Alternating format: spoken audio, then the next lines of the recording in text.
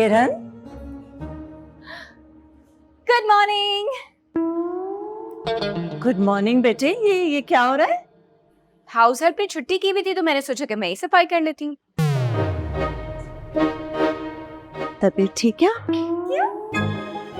मतलब अचानक से ऐसे घर का ख्याल कैसे आ गया? मामा, पहले भी तो मैं ही करती थी ना कभी कभी सफाई। नहीं नहीं, एक सेकेंड, लास्ट टाइम ऐसा कब हुआ था मुझे याद नहीं आ रहा, आप बताएंगे? अच्छा, आप सारी बातें छोड़ें, आप डाइनिंग टेबल पे बैठे, मैं अपने लिए नाश्ता बना कर लाती हूँ। नाश्ता भी आज आप बनाएंगी? Yes, and you will love it.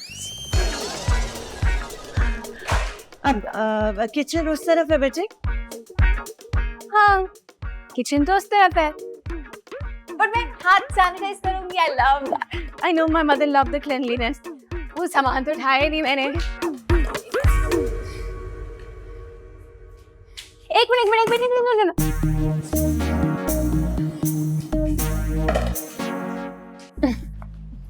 मोहब्बत के चक्कर में पता नहीं क्या क्या पापड़ बेलने पड़ते हैं। क्यों?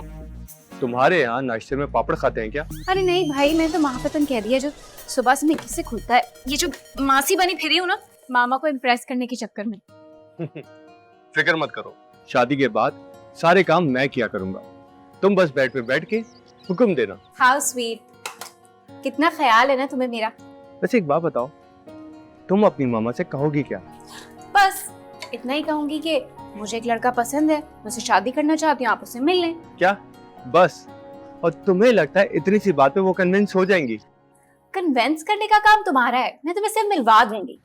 तो मैं एक्चुअली असली गेम खेलनी है, तुम्हें मामा को कन्विंस करना है। You don't have to worry, मैं हूं ना, मैं सब संभाल लूंगा। अब मामा का नाश्ता मैंने रेडी करना है, मैं तुमसे बाद में बात करती हूँ। वाओ, नाश्ता तो बड़ा जबरदस्त लग रहा है। दिल से जो बनाया। दिल। अच्छा, एक बात तो बताओ, ये जो इतनी सफाइयाँ, ये आओ भगत, ये सब कुछ किस चक्कर में हो रहा है? Is there a special reason for this? नहीं, फिर छोड़े मामा। कोई मीटिंग है आपकी आज, कहीं जाना है? Anything special?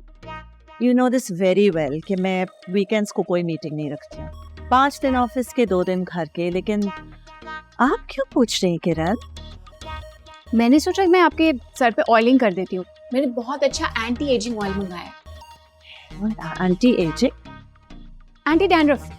Anti dandruff. Oh, this is a bit too much. ये जो इतनी स्वीट बन रही है, जरूर कोई मुतालबा मनवाना है इसने। आप क्या सोच रही हैं? हाँ? नहीं, कुछ भी नहीं। आप नाश्ता शुरू करें, मैं ऑयल लेके आ रही हूँ। रुको, बैठो। ऑयल? असल मुद्दे पे आइए किरण। मुद्दा? कौन सा मुद्दा? आप बोल रही हैं कि मैं आपकी माँ हूँ। अब मैंने आपको पाला है, आपने मुझे नहीं पाला। तो ये बताओ कि लड़का कौन? लड़का? जो सवाल किया उसका जवाब दो। कौन है वो लड़का? मेरी यूनिवर्सिटी में पढ़ता है और हम दोनों एक दूसरे से बहुत मोहब्बत करते हैं और चाहते हैं कि शादी करें। लेकिन मैंने उसे साफ साफ कह दिया कि जब तक तुम अपने पाँव पे खड़े नहीं होगे तो मामा से नहीं मिलोगे। लेकिन अब माशाल्लाह से वो सेटल हो गया और उसका बहुत अच्छा बिजनेस है। I knew it. अच्छा ये बताओ कि कौन लोग हैं, कैसा खानदान है, क्या फैमिली बैकग्राउंड है? फैमिली तो कोई नहीं है मामा उसकी। क्या?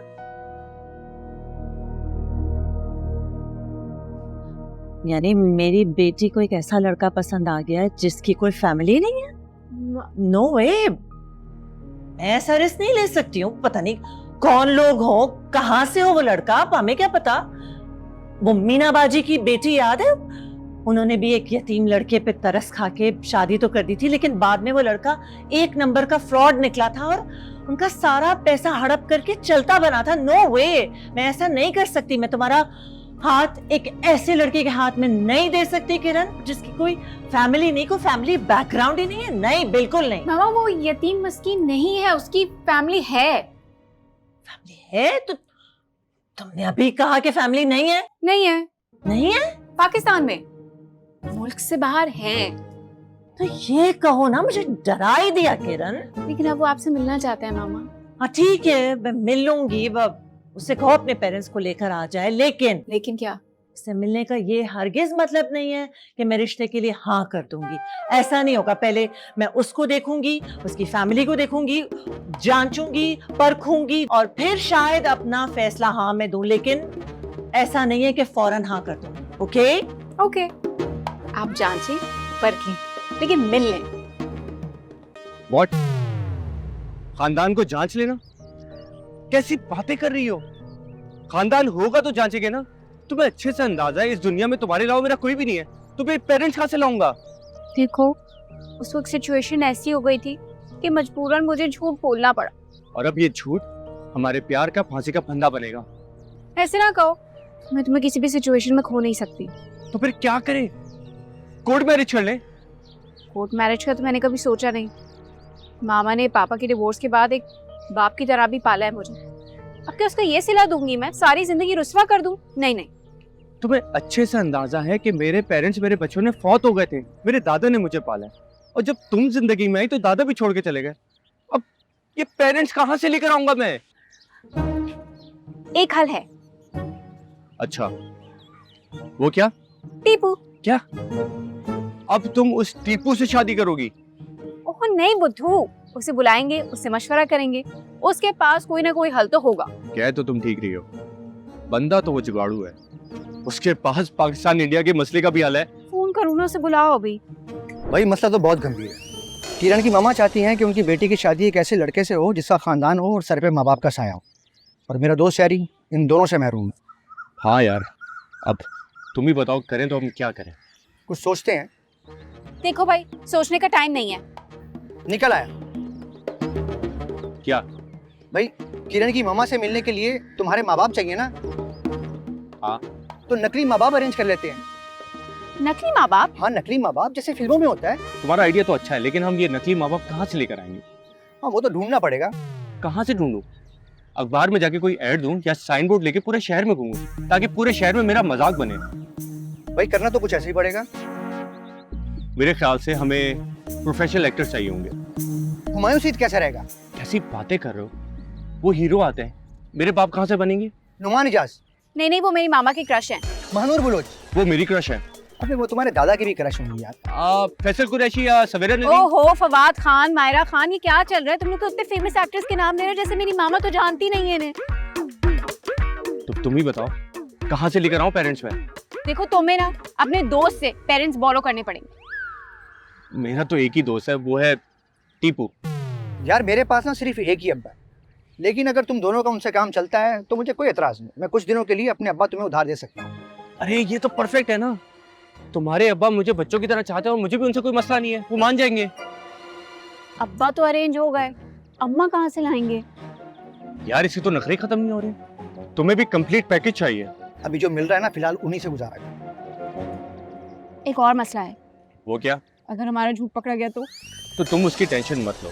एक दफा हमारी शादी हो गई ना, तो तुम्हारी मामा के जाके हम पाँव पकड़ लेंगे और उन्हें सच बता देंगे। और वैसे भी तब तक मैं उनका दिल जीत लूंगा। Are you sure? हाँ हाँ, वैसे भी शादी के बाद पेरेंट्स बच्चों को माफ कर ही देते हैं। अब हो गया, चलें? कहाँ? मेरे अब्बा को भी तो मनाना है। बोल कहानी अपनी जुबानी, हर चेहरा है